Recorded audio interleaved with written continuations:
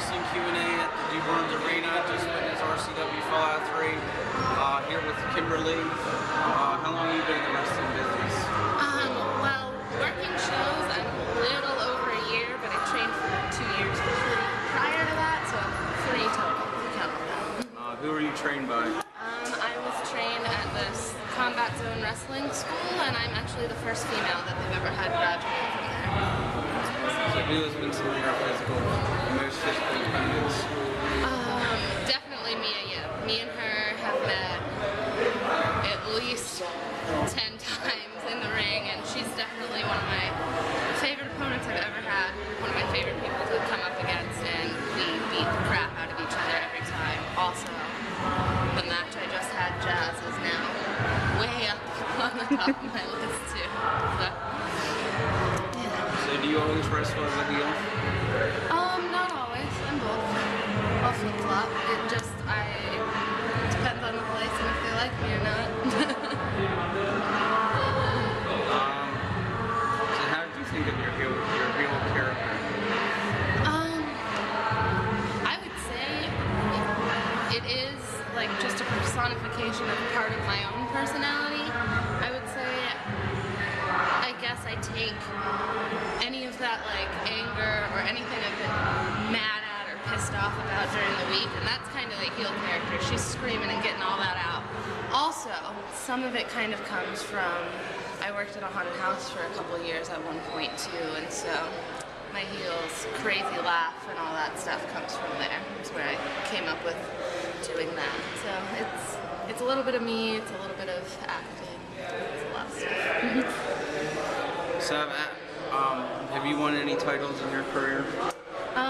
Yes, I have one title. I'm actually currently one half of the tag team champions at DCW Wrestling in Delaware. Casey Carlisle is my tag partner there. So.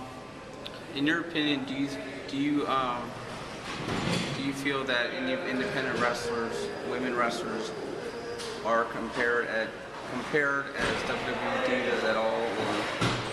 I would say there is so much talent that is untapped on the indie. There are so many girls that are so good and can do so much, and I feel like sometimes we get overlooked and we don't get the opportunities because unfortunately some of the things at WWE are more focused on the looks rather than the talent, and I want to be one of the ones who's coming up that can change that and make it, yeah, we can be beautiful girls, but we can also kick your ass too. So that's what I'm gonna see.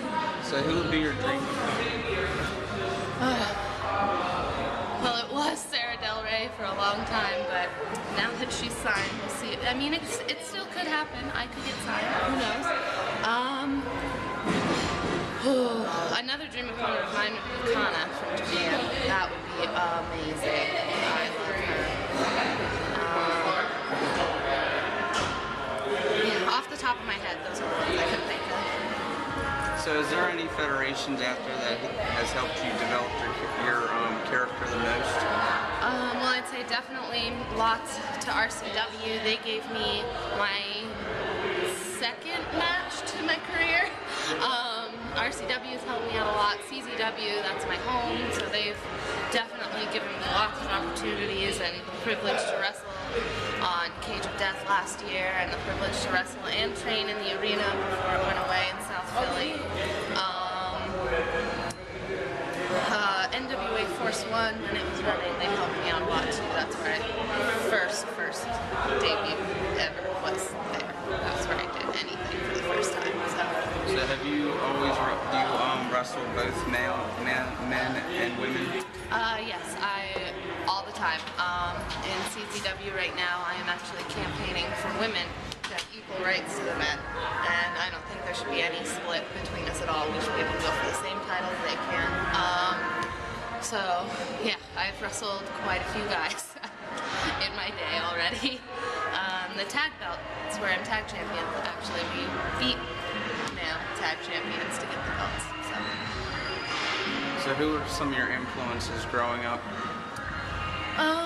When I was growing up, China was always my favorite. Also going along the lines of being a girl who could get right in there with the guys and beat them up. That's always been something I want to do.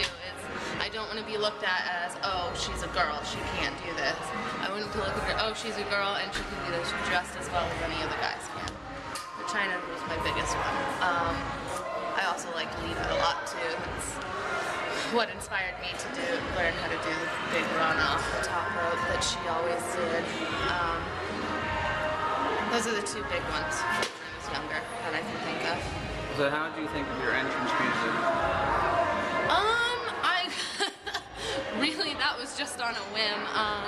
My entrance music is very obscure. It's by a band called Lucifer, which is actually one of Maynard James Keenan from Tool's spin-off band. And I'm a huge Tool fan, and I wanted something different, and I was like, well, some people know who this band is, not as many, and then the song is called The Undertaker Renholder Remix, so it's like a remix of one of their songs, so I don't know, I was just listening to music and heard my song on a whim, and I was like, I like that. I think I could come out to that, and that was that. So if you had any influence from somebody pursuing a wrestling career, what would they be? What was that? If I had any advice? Advice. Advice, okay. The guy wants to go to club. I would say, just if you're a female getting into this, we have it twice as hard as the men. You're going to be looked at as, oh, well, what is her reason for getting in here? Is she just trying to get close to the guys and be like, hey? No, you have to prove that you are here to work hard. You have to train hard. You're going to be more sore than you have ever been in your entire life. I promise that you will not be able to move after your first day of training, because I know I couldn't, but then you have to get up and do it again anyway. And you just have to stick it through and get in the ring with the guys. Train with the guys. Don't just train with girls. Learn to work like a guy. That would be my biggest advice. So outside of your wrestling career, what are some of your other hobbies? Well, little known fact, I've actually grew up a ballerina. I've been dancing for 20 years now. I just graduated from the University of the Arts. I have a degree in dance education. I teach at a couple different studios. I also like to knit. Random. Yeah. So if they made a movie about Kimber Lee, who would play you and what would the title be? Oh. I don't even think I know enough actresses' names to... We'll say Drew Barrymore would play me because I like her. I don't think I look like her very much, but I like her. And it would be called, I don't know, From Dancer to Brawler, a ballerina story.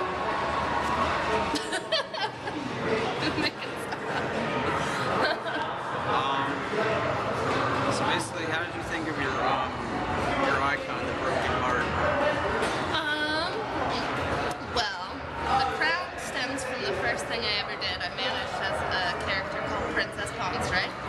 So there's a crown on the heart to represent that. The broken heart, I must say, I'm a fan of Shawn Michaels.